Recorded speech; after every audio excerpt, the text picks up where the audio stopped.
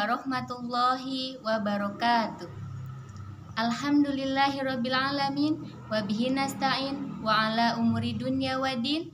Assalatu wassalamu ala asyrafil anbiya'i wal mursalin wa ala alihi wa ashabihi ajmain. Amma ba'du.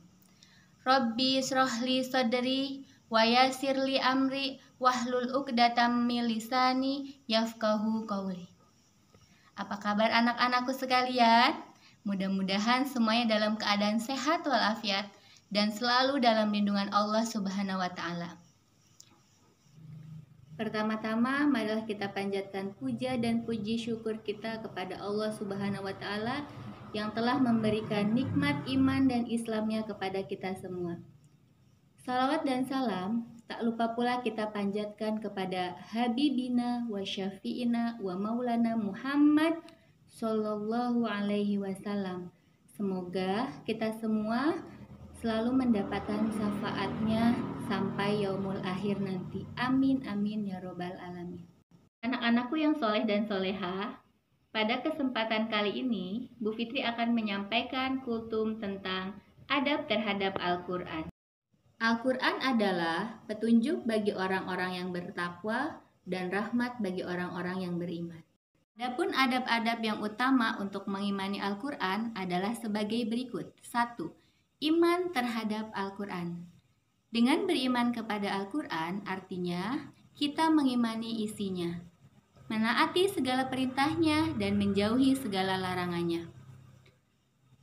Sudah dijelaskan di dalam Quran Surat An-Nisa ayat 136 yang berbunyi, A'udzubillahi minasyaitonirrajim, Bismillahirrahmanirrahim.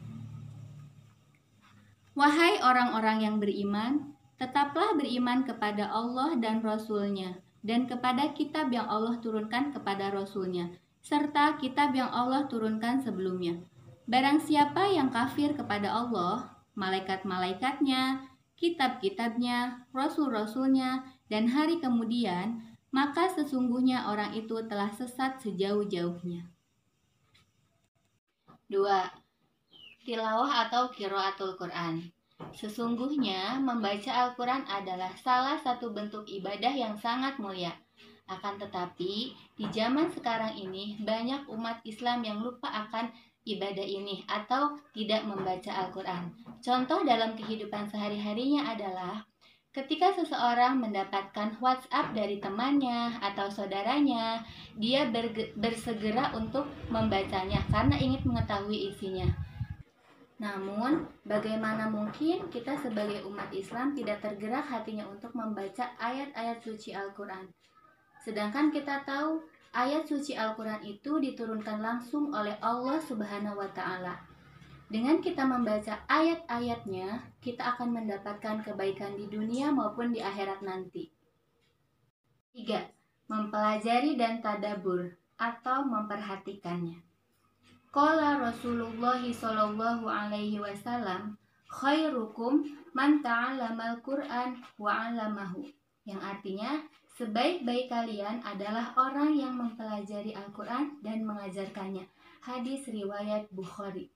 Sesungguhnya Allah Subhanahu wa Ta'ala menurunkan Al-Quran antara lain dengan hikmah, agar manusia memperhatikan ayat-ayatnya, menyimpulkan ilmunya, dan merenungkan artinya. Yang keempat, ittiba, mengikuti.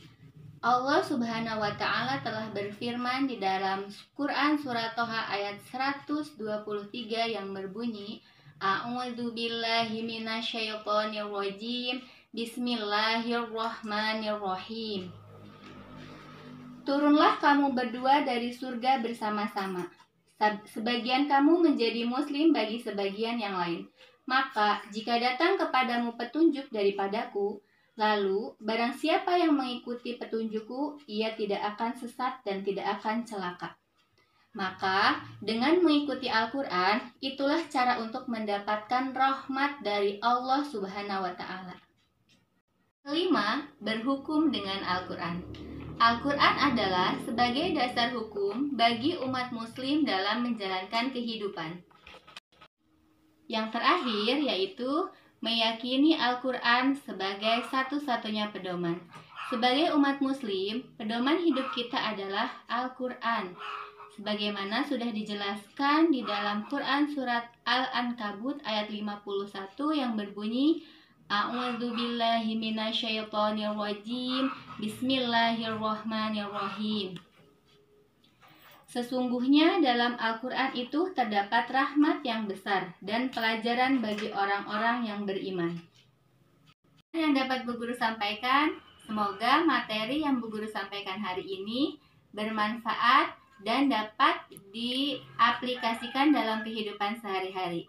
Akhirul kalam, wabillahi taufiq wal hidayah. Wassalamualaikum warahmatullahi wabarakatuh.